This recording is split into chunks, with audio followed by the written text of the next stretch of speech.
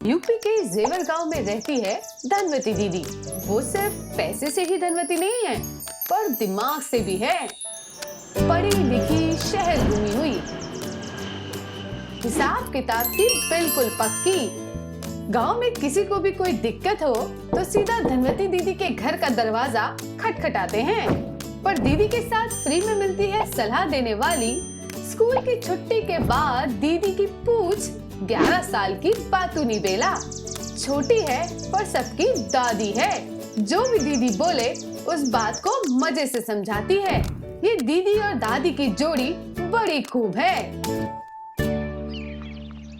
तो मुझे आशा है आप लोगों को जितनी बातें समझाई और बताई गई हैं वो याद होंगी। हाँ, याद है। बिटिया तुम्हें तो बहुत कुछ पता है।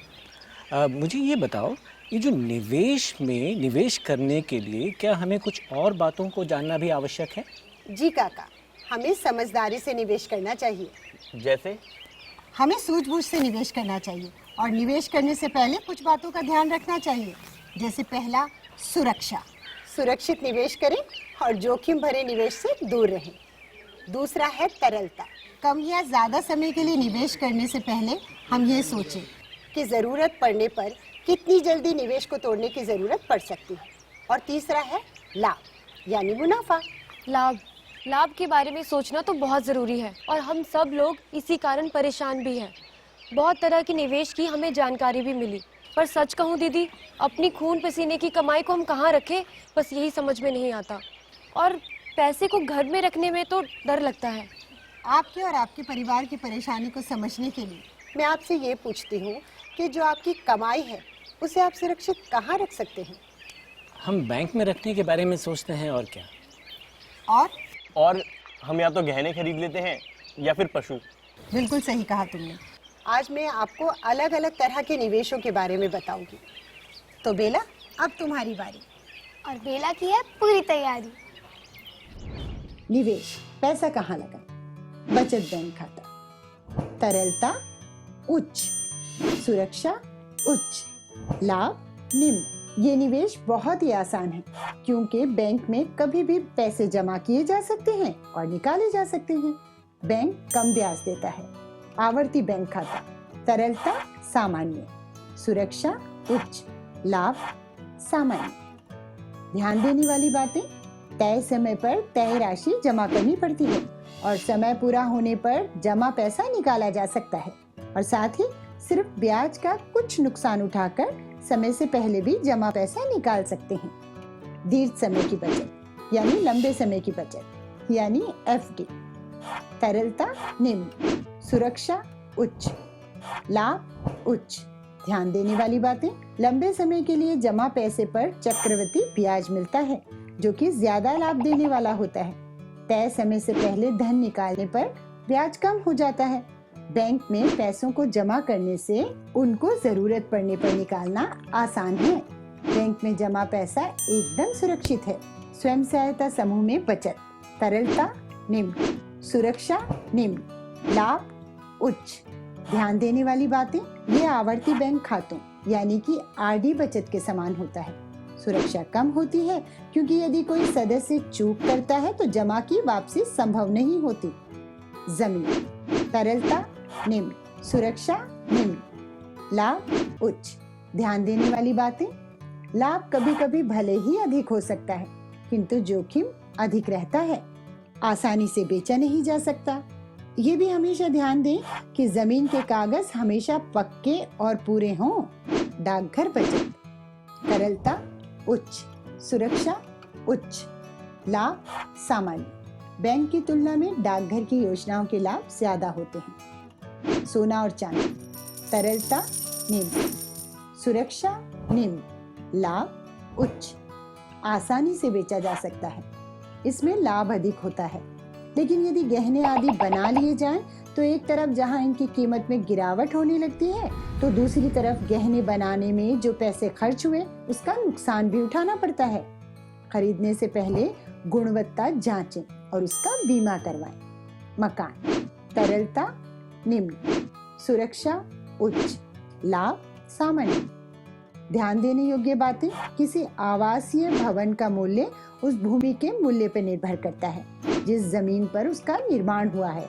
सुरक्षित होता है क्योंकि कोई उसे उठाकर कहीं ले जा नहीं सकता। तो समझे काका, कौन कौन से सुरक्षित निवेश है हमारे पास? श्याम, परेशान क्यों हो? कोई उलझन है क्या निवेश को लेकर? दीदी, आपने इतना कुछ बताया निवेश के बारे में, पर मुझे लग रहा है कि और भी कुछ ऐसे निवेश हैं जिनके बारे में आप बात करना भूल गई हैं। ऐसे कौन से निवेश हैं? मैं बताती हूँ दीदी। दरअसल ये जहाँ निवेश करना चाहते हैं वहाँ इनके पैसे दुगने हो जाएंगे। जी हाँ दीदी, आप इन जगहों के बारे में भूल गए थे। दोगुना? दोगुना नहीं श्याम, ये जोखिम भरा निवेश है। जोखिम भरा? जी हाँ काका, जोखिम भरा। अब मैं आपके सवाल के जवाब को हम अच्छे निवेश और बुरे निवेश के जरिए कुछ इस तरह से समझाते हैं। निवेश जुआ, लॉटरी, पॉन्जी योजनाओं या फिर चिट फंड में आप निवेश करेंगे या पैसे लगाएंगे तो इसमें आपको पैसों को दुगना होने के बारे में बताया जाता है, पर असलियत में इन सब में पैसा लगाने से पैसा वापसी की कोई उम्मीद नहीं रहती और ये सब एक तरह से खराब निवेश है। इन जगहों में निवेश करने से हमें बचना चाहिए क्योंकि इन योजनाओं में ज्यादा ब्याज की पेशकश की जाती है, लेकिन कई बार लोग इनमें अपनी गाढ़ी कमाई गंवा बैठते हैं। तो समझे श्याम, हमेशा निवेश करते समय समझदारी अपनाएं और अपने पैसों को दोगुना होने वाली योजनाओं से बचाएं। जी दीदी, समझ गया और आज के बाद इस बात का हमेशा ख्याल भी रखूंगा। कभी ना करना निवेश को लेकर कोई भी भूल। जुआ, लॉटरी और चिट फंड से रहना हमेशा कोसों दूर। बेला, तुम इतनी समझदारी वाली बातें कहाँ से लेकर आती हो? अरे तुम भूल गई क्या? इसका नाम ही है बातूनी बेला। अच्छा, आप सबने अच्छे निवेश के बारे में इतनी बातें की। अब कोई मुझे बता सकता है कि अच्छे निवेश को लड़कियों की पढ़ाई के साथ कैसे जोड़ा जा सकता है? अच्छा बेटा, ये निवेश का लड़कियों की पढ़ाई के साथ क्या जोड़ है? ये क्या पहेली है आखिर? पहेली काका? दीदी, इस पहेली को मैं समझाऊं? हाँ बेला, अब तुम समझो। थैंक यू दीदी। उदाहरण के लिए मान लेते हैं काका ने नियमित बचत करके बेटी को पढ़ाया लिखाया। आज वह पुलिस की बड़ी अफसर बन गई है और हमारे गांव की शान है शान। अकेले ही काका काकी का ध्यान रखती है और समाज में भी नाम है बिटिया का। तो समझे आप सब, लड़कियों की पढ़ाई को जरूरी समझे और लड़कों के साथ साथ उनकी भविष्य की पढ़ाई के लिए भी निवेश करें। यह एक अच्छा निवेश है। और हाँ, सरकार ने तो लड़कियों के लिए सुकन्या समृद्धि योजना भी बनाई है। सुकन्या समृद्धि योजना? दीदी, इसके बारे में भी हमें थोड़ा बताएं। अगर आपकी बेटी की आयु 10 वर्ष या इससे कम है तो आप किसी भी डाकघर या बैंक में जाकर इस योजना का लाभ ले सकते हैं। प्रति वर्ष 1,000 रुपये कम से कम और ज़्यादा से ज़्यादा 1,50,000 रुपये जमा करवा सकते हैं। इस पे सरकार आपको अच्छा खासा ब्याज देती है और आपकी बेटी जब 21 वर्ष की हो जाए तो सरकार ये पैसा आपको ब्याज समेत वापस कर देती है, जिससे आप अपनी बेटी की पढ़ाई अच्छी तरीके से कर सकते हैं। चलो दीदी, हम कल ही अपनी बिटिया के लिए इस योजना का लाभ उठाएंगे। हाँ, ये तो बहुत अच्छी बात बताई आपने, पर मेरा एक सवाल था। ये जो हम कर्ज लेते हैं, क्या इसके ब्याज की गणना भी अलग प्रकार से होती है? जी हाँ काका, इसको समझने के लिए, ब्याज गणना के तरीके समझने के लिए मैं आपको एक कहानी समझाती हूँ।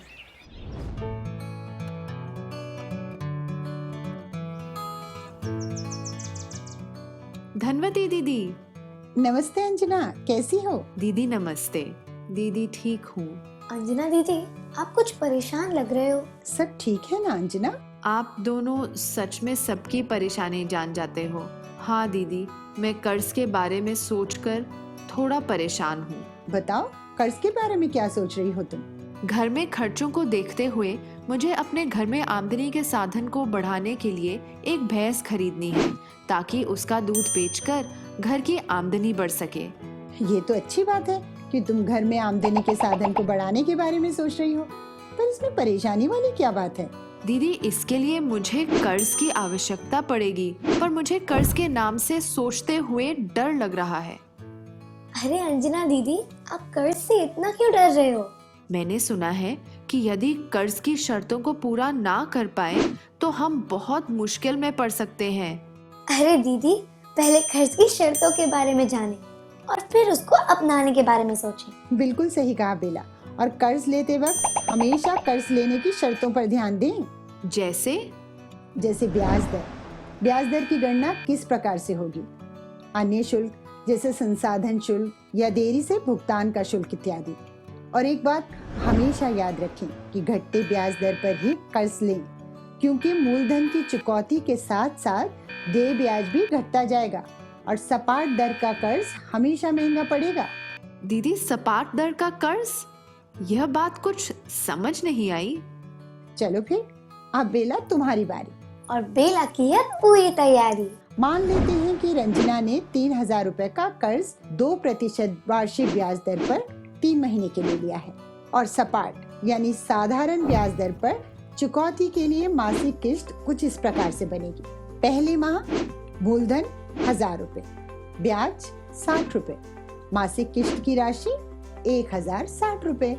दूसरे माह मूलधन 1,000 रुपए, ब्याज 60 रुपए, मासिक किस्त की राशि 1,060 रुपए। तीसरे माह मूलधन 1,000 रुपए, ब्याज 60 रुपए, मासिक किस्त की राशि 1,060 रुपए। तो कुल योग हुआ मूलधन 3,000 रुपए, ब्याज 180 रुपए और मासिक किस्त की राशि हुई 3,180 रुपए। और अब बात करते हैं घटते शेष पर ब्याज चुकौती के लिए मासिक किस्तों की स्थिति। मान लेते हैं कि रंजना ने 4,000 रुपए का कर्ज 2% वार्षिक ब्याज दर पर 4 महीने के लिए लिया है। पहले माह मूलधन 1,000 रुपए, ब्याज 80 रुपए, मासिक किस्त की राशि 1,080 रुपए, बकाया शेष 3,000 रुपए। दूसरे माह मूलधन 1,000 रुपए, ब्याज 60 रुपए, मासिक किस्त की राशि 1,060 रुपए, बकाया शेष 2,000 रुपए। तीसरे माह मूलधन 1,000 रुपए, ब्याज 40 रुपए, मासिक किस्त की राशि 1,040 रुपए, बकाया शेष 1,000 रुपए। चौथे माह मूलधन 1,000 रुपए, ब्याज 20 रुपए, मासिक किस्त की राशि 1,020 रुपए, बकाया शेष 0। तो मूलधन हुआ 4,000 रुपए, ब्याज 200 रुपए और मासिक किस्त की राशि हुई 4,200 रुपए। अरे दीदी, ये तो जादू जैसा लग रहा है कि कर्ज बढ़ने के बजाय कम होते चले जा रहा है। दीदी, आपका बहुत बहुत धन्यवाद जो आपने मुझे इतनी जरूरी और इतनी सारी जानकारी दी।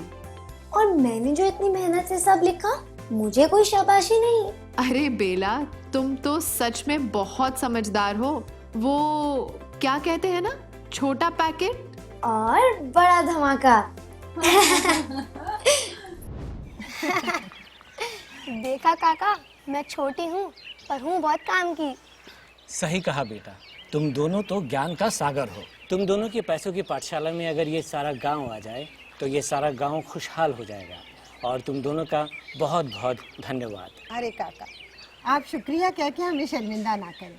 बस जो बातें आपको बताई हैं, समझाई हैं, हमेशा उन्हें ध्यान में रखिएगा। हाँ, हम सब रखेंगे याद। ध्यान। तो चलिए फिर मेरे साथ दोहराइए। अक्कड़ बक्कड़ बम्बे बो, 80-90 पूरे 100, लाख टके की बात बताऊं? हाँ हाँ दीदी, जरूर बतलाओ। सूझ बूझ से निवेश करो, ऋण की शर्तें जरूर पढ़ो, लॉटरी चिट फंड से दूर रहो, वित्तीय संस्थाओं का उपयोग करो। अक्कड़ बक्कड़ बम्बे बो, 80 बन गए 150।